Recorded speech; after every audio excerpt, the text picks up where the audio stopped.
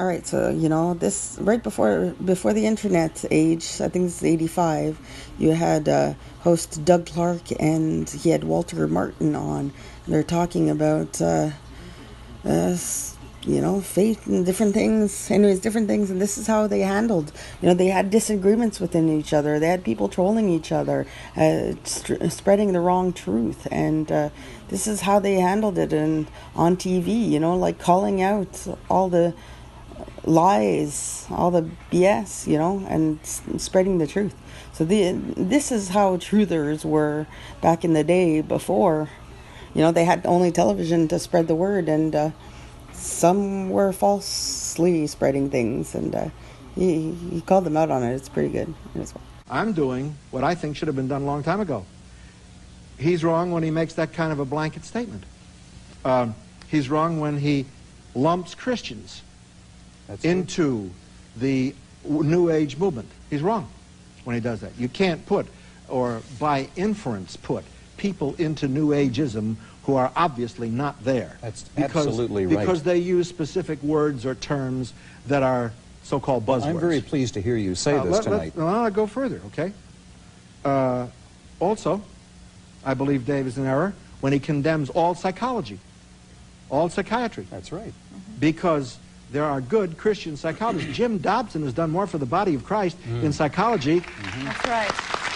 than Dave could ever dream of doing with Seduction of Christianity, because it is really meeting these personal problems on a good level. Is he throwing out the baby with the bathwater? In some instances, very definitely.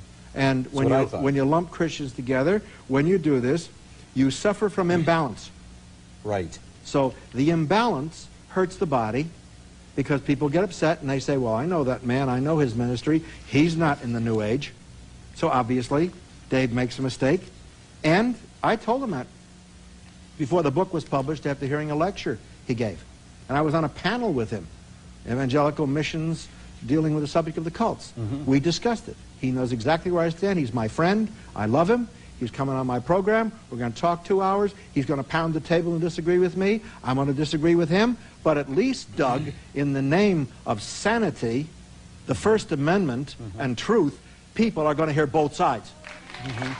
I like that. I think that's fair, you see? I think it's good. Now, that's the part of what Dave says and does. And there's a lot of things where I've, at Christian Research Institute, made constructive criticisms. But there's positive things. Does he accept your criticism? Well, he hasn't sent me any nasty letters or called me on the phone. He might disagree, but he's a gentleman. And he would, I think, give me the benefit of the doubt that I'm honest as he is. But what about the other side of the coin? And we learn from one another. We certainly do. That's right. What about the other side of the coin? Where Dave's right, why don't we accept it? That's what I'm saying. Well, we don't, you see.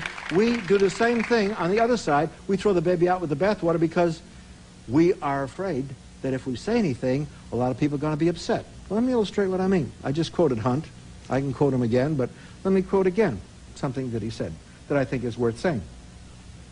We know in the study of cults that Herbert W. Armstrong, the Mormons, Christian Science, Unity, and all the Hindu cults have a basic thesis that man is or can become a god.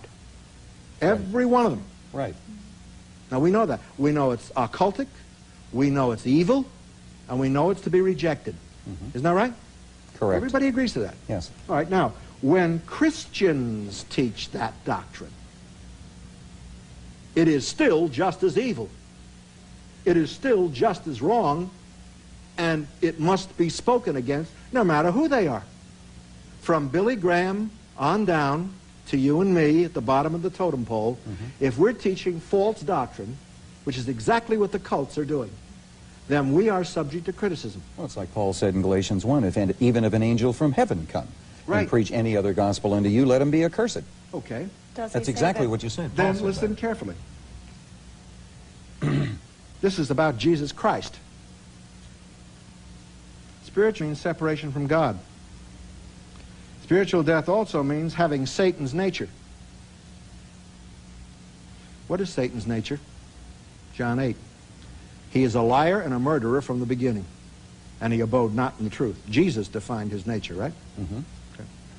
Spiritual death means separation from God. Spiritual death also means having Satan's nature. Jesus experienced the same spiritual death that entered man in the Garden of Eden. He became one with man in spiritual death. After Jesus was made sin, he had to be born again. See, you have to realize that Jesus died. You have to realize that he went into the pit of hell as a mortal man, made sin. But he didn't stay there, thank God. He was reborn in the pit of hell. In the pit of hell. You're talking about God the Son, second person of the Trinity. This is heresy. Thank you. It's not only heresy, it's blasphemy. That's true. Copeland, Kenneth Hagin.